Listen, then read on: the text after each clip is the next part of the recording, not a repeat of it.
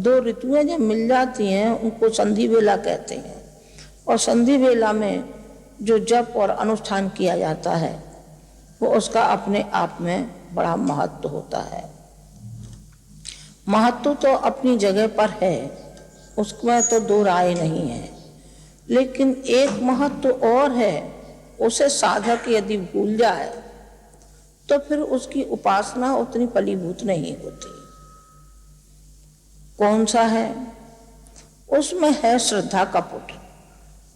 यदि श्रद्धा का पुट नहीं रहा और दिमाग में हमारे में जो कूड़ा कबाड़ा भरा हुआ है, जो चिंतन भरा हुआ है, जो कि घर की, परिवार की, नौकरी की, व्यापार की, अन्य अन्य जो बातें हैं जो सारी दिमाग में हमारी में भरी हुई हैं, और जिस समय हम अनुष्ठान करते हैं, जप करते हैं, तो वही सारी बात याद आने लगती है। भगवान के प्रति हमारा लगाव, भगवान के प्रति हमारा प्यार, भगवान के प्रति हमारी वो श्रद्धा नहीं रहती है। इष्ट के प्रति श्रद्धा, जो हमारा इष्ट है, जिसको हम इष्ट मान करके और हम पूजा उपासना करते हैं, तो उसके प्रति हमारा कर्तव्य है कि हमारा उतना प्यार और उतनी लगन और उतनी निष्ठा होनी चाहिए। निष्ठा का अभाव, श्रद्धा का अभाव जब जीवन में बना रहता है तो जीवन में न स्वच्छता आती है, न पवित्रता आती है। जैसा व्यक्ति होता है वैसा का वैसा ही बना रहता है। नहीं तो इतने जप अनुष्ठान करने पर फिर उसका परिष्कार क्यों नहीं होता? अन्य साधकों का होता है, ऋषियों का हुआ है, संतों का हुआ है, फिर क्या वजह है कि जो नहीं होता है? आखिरकार वो भी तो मनुष्य ही थे। वो कौन थे? वो भी मनुष्य थे और आप भी मनुष्य हैं। फिर क्या बात है? कहीं ना कहीं कोई चूक है, और कहीं ना कहीं चूक है तो वो चूक है हमारी संवेदना की। जो हमारे अंदर संवेदना का भाव नहीं जागता है, दुख और पीड़ा के प्रति हमारा जरा भी कोई रुझान नहीं होता।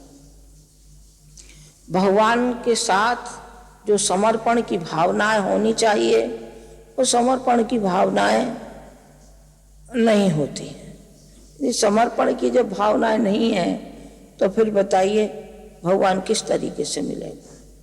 जिनको मिला है उन्हें केवल श्रद्धा के बल पर मिला है। चाहे वो दादू हो, चाहे वो कबीर हो, और चाहे रामकृष्ण परमहंस हो, चाहे जो भी हो, केवल श्रद्धा के बल पर ही उनको भगवान मिला है। भगवान बनाए जाते हैं, भगवान गढ़े जाते हैं। भगवान की एक छवि होती है, वो साकार की छवि होती है। निराकार को तो हम पीछे जाते हैं, जबकि साकार हमारा परिपक्व हृदय हमारा जब हो जाता है तब निराकार की उपासना होती है। पहले उपासना साकार की जाती है। साकार को जब हम अच्छी तरह से अपने हृदय में उतार लेते हैं तो फिर निराकार की हो जाते हैं। साकार का मतलब कि हम अपनी माँ की गोदी में खेल रहे हैं, गायत्री माता की गोदी में एक शिशु की भात, एक साल भर का शिशु हो, उसकी भात हम अपनी माँ के गोदी में हैं और माँ हमारे सर पर हाथ फेर रही है, माँ हमको खिला रही है, माँ हमें दूध पिला रही है। अपने जो मातृत्व का भाव है वो अपने हृदय में धारण करके और उसकी छवि में ही अपने ध्यान केंद्रित करना चाहिए। उनकी जो आंखों की पुतली है, उन आंखों की पुतली के भीतर जो बिंदु है उसमें एक ज्योति के प्रकाश का अनुभव करना चाहिए।